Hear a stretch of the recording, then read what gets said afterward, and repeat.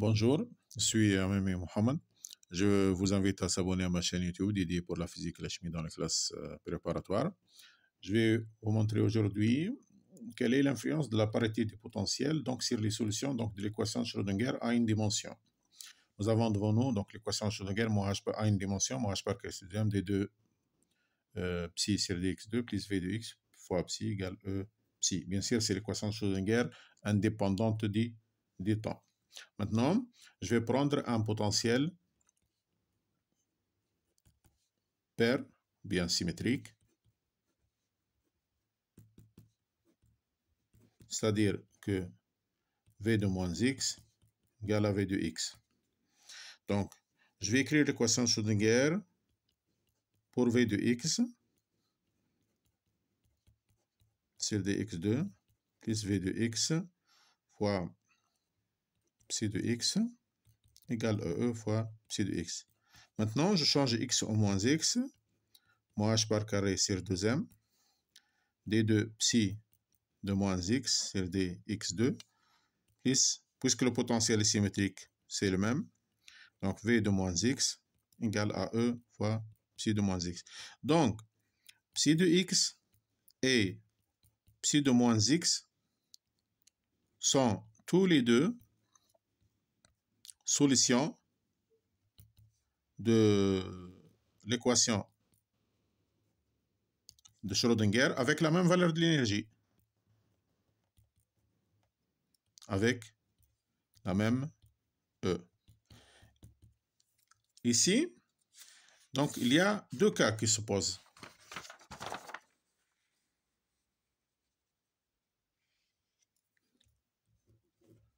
Le cas 1, c'est lorsque E est non dégénéré.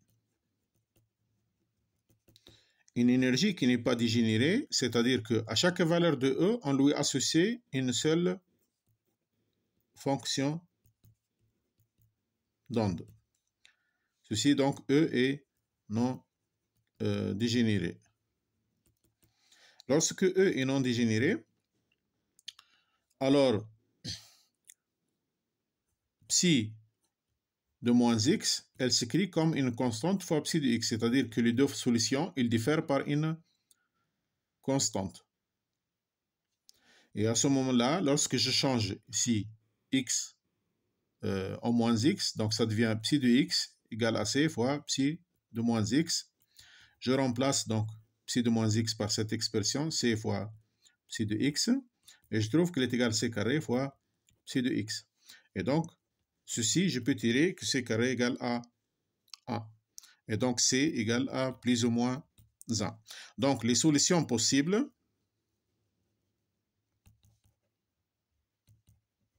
sont ou bien que psi de x égale à psi de moins x, ça c'est la solution paire ou bien symétrique,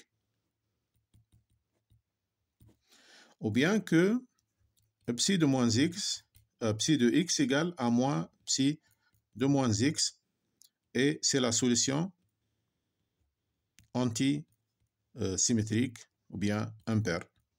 Donc, je trouve que lorsque je suis à une dimension et que l'énergie est non dégénérée, je trouve que l'ensemble des solutions ont une parité bien définie, ou bien qu'ils sont pairs ou bien qu'ils sont impairs. En général, donc les niveaux d'énergie sont alternés. Le fondamental, en général, est pair, symétrique, puis le second, les impairs, puis ce qui suit, les pairs, et ainsi de suite. Donc, nous avons une succession de solutions de parité bien définie. Maintenant,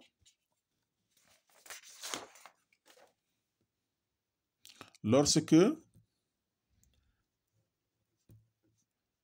E est dégénéré, c'est-à-dire que à E correspond plusieurs fonctions d'onde. À ce moment-là, psi de x et psi de moins x sont deux fonctions linéairement indépendantes. Et à ce moment-là, je peux construire psi plus comme une combinaison linéaire de psi de x et de psi de moins x. Par exemple, psi de x plus psi de moins x. Bien sûr, ça, c'est la solution paire, symétrique. Je peux construire la solution antisymétrique par la somme psi de x, par la différence plutôt, plus psi de x moins psi de moins x. C'est la solution impaire. Donc, lorsque je suis donc à une dimension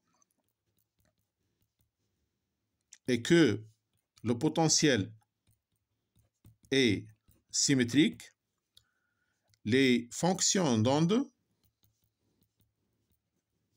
psi ont une parité bien définie.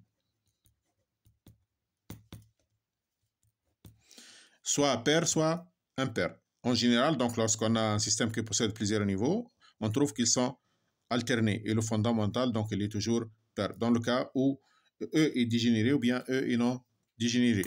Bien sûr, lorsque le potentiel n'est pas paire, alors on ne connaît pas la nature des solutions, la parité des solutions. Bien sûr, ce résultat n'est pas généralisable à 3D.